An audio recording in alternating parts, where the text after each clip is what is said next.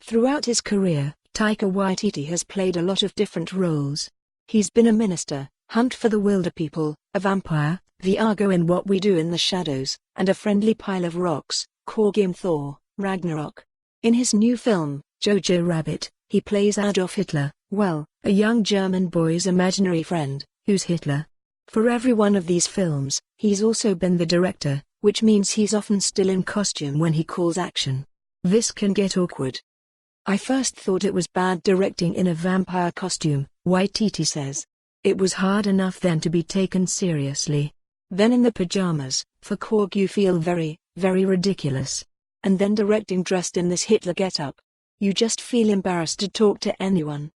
Playing Hitler wasn't exactly his call.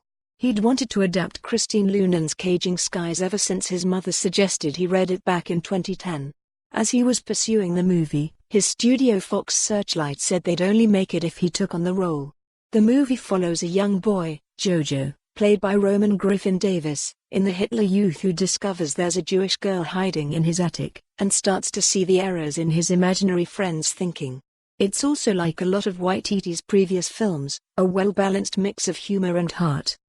I wanted to make a film that has dramatic elements and comedic elements within something that might mean something, he says. I didn't want to make just a standard depressing film about World War II. There are enough of them, and I really didn't feel like I was contributing to the conversation. What else is Waititi interested in doing? Wired met up with him to talk about his upcoming roles in Suicide Squad, Thor, Love and Thunder, and beyond. Waititi recently completed the first script for his sequel to Thor, Ragnarok, Thor, Love and Thunder. As you might imagine from the poster, it'll have the same rock and roll, over-the-top energy as its predecessor, but more of it. It's going to be bigger and louder and more bombastic, the director says. It's only interesting to me if we're doubling down on how nuts Ragnarok was. He also will be coming back as Korg. I really love playing that character, he adds.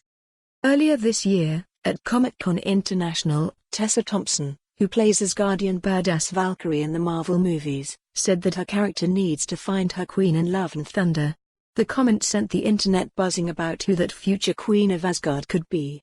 One of the fandom's frontrunners? Captain Marvel, aka Carol Danvers, Brie Larson. The actresses added fuel to that flame at a recent convention when they endorsed the shipping of their characters.